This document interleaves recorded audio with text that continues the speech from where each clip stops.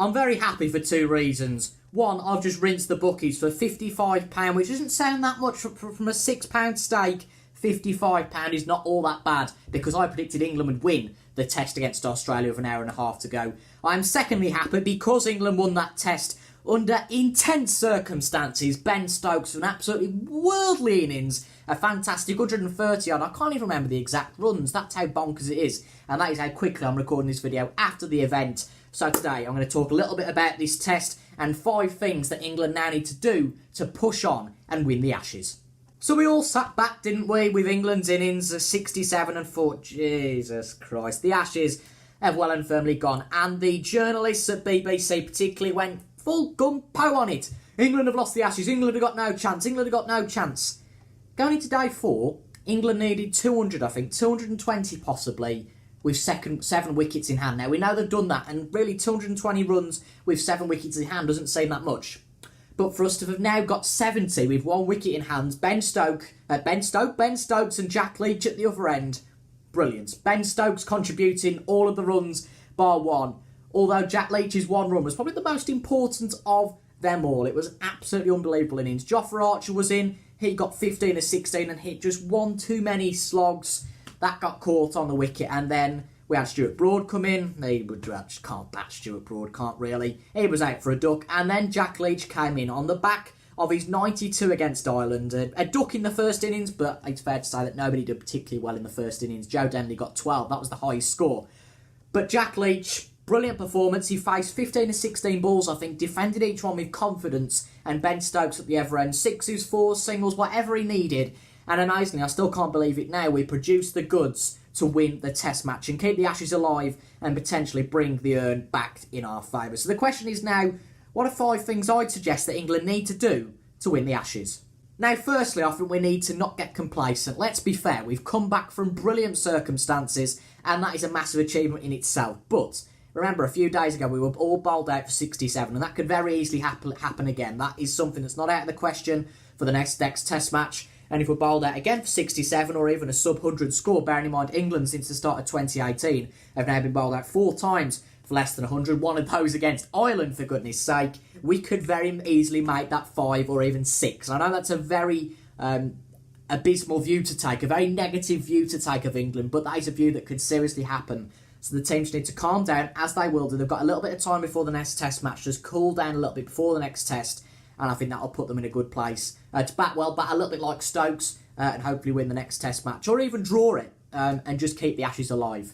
But secondly, what I'm going to say, drop Jason Roy. Jason Roy needs to go, especially from opener. Jason Roy is not a test match opener. He is a one-day opener. Johnny Bairstow is a one-day opener. Johnny Bairstow too isn't a test match opener. Now, you're going to ask the question, of course you are, well, who on earth do you put in there? For goodness sake, we've tried everyone known to man. Joe Denley, Keaton Jennings, Mark Stoneman, Hamid, whoever you can think of has gone in that opening spot. Bring Alistair Cook back, I say. But I would probably go with promoting someone within the team. Maybe a Chris Woakes figure. It really doesn't matter. Bring somebody in. What about Ollie Pope, who got 220 odd in county cricket recently? Give Jennings another try. That really pains me to say, but I genuinely think Jennings is better than Jason Roy. Jason Roy is just too tempted by those little tempters on the offside. He nicks them and gets out for sub-10. And for Rory Burns, that's really tricky then to build a good partnership. And then you've got Denley and Root coming in that sometimes don't have the best of form before. 2 really good innings in this match. Oh, sorry, 1 good innings. He did, well, nobody had a good innings in this first innings.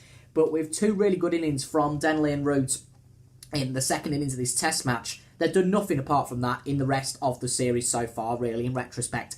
So they are susceptible, and we could very easily, with Jason Roy, see what we've done before, we could be 20 for 3 again. That is very possible. So bring Jason Roy back, maybe to a number 7, maybe up to a number 8. A little bit like Jofra Archer was today, just in those situations where you can have a bit of a slog because Jason Roy is really good on those sort of wickets. But opener, it's out of the question. So number 3 is something I mentioned a little bit earlier. We need to bring 2 batsmen up in the batting order, I reckon. First off, Chris Woakes. He's an opener. He's as good as anybody up there, in my opinion. He looks strong with the bats. For one of the tail-enders, he's a very good bat. He can get 50s, even centuries.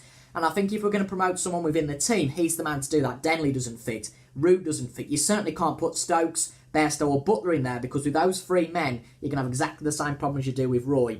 Moeen Ali? No, don't bring him back in. Adil Rashid? God, no. Jack Leach, possibly, but I think that's a little bit too much. And Stuart Broad, certainly not. And even though Jofra Archer is the lord of everyone at the moment, we're not going to promote him to opener just yet. So I reckon bring Chris Wokes in higher up the order and also promote Jack Leach. He is better than number 11. Certainly put Stuart Broad at number 11. He just can't bat anymore. So put Jack Leach maybe an 8, a 9, just a little bit higher. And I think his wicket wouldn't be as weighted as it was today. Number 4 is an interesting one. Teach the team to all be a little bit like Ben Stokes. Now, today he got his slowest 50 he's ever got in his Test career. But that was what we needed for us to win the match. If he hadn't got that 50, it would have been bye-bye. Archer would have swung it. Jack Leach wouldn't have got 70-odd by himself and Broad. So Ben Stokes needs to teach the team to be a little bit more like him. Defend when it's probable. Jason Roy being the classic example. Defend, defend, defend. But when you get a chance, take the Aussies for all they've got, as far as I'm concerned. So teach all the team to be a little bit like Ben Stokes, and I think that'll work a treat. And 5th, it's a silly one, I know, but hope for a miracle. Honestly, I think that it's more heart than head saying that we can win the Ashes, because I predicted at the start of the series probably be a 4-5-0 Ashes win for the Aussies. Now, they can only win 3-1 at this point, but 2-0, 3-1, whatever it is, it really doesn't matter. If Australia keep their name on the urn, nobody in Australia will remember the score. They'll just remember that they're retaining the Ashes. That's a very important thing to note. So England just needs hope for a miracle. We haven't been good in this Ashes series. That is a real highlight from one man, Ben Stokes, and of course Jofra Archer in the bowling end. A real plus to Jofra Archer. Looks like we've got a real good man there for the future. But Ben Stokes, impeccable. Jack Leach, impeccable for staying there. Joe Root and Joe Denley, good performances to get us on a good footing. Joss Butler, a good performance from him, you can say. It wasn't Joss Butler, was it? It was Johnny Bairstow, actually, who got the runs. Joss Butler was out fairly cheap because of that run out that Ben Stokes inflicted. Shows no man could be perfect, but I think he can be considered perfect for the fact he single-handedly won us that Test match despite that one mistake.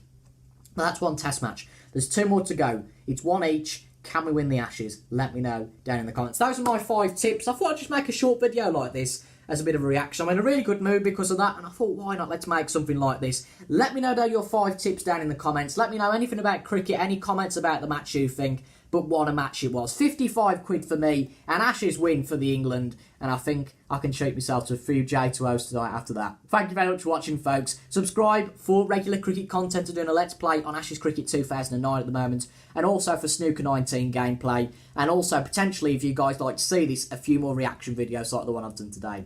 Thank you very much for watching, folks. I've been TIJ Gamer, and until the next time, I will see you guys later on. Goodbye.